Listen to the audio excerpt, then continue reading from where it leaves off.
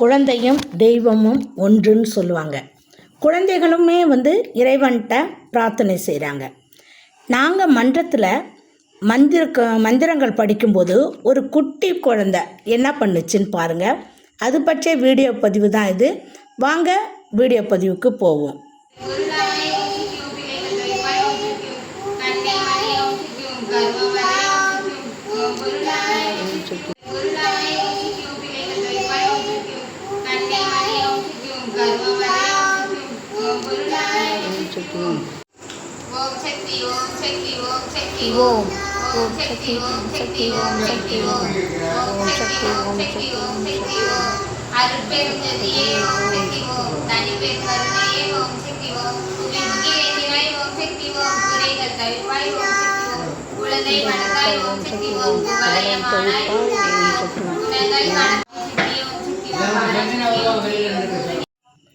பக்திக்கு வயதில்லை.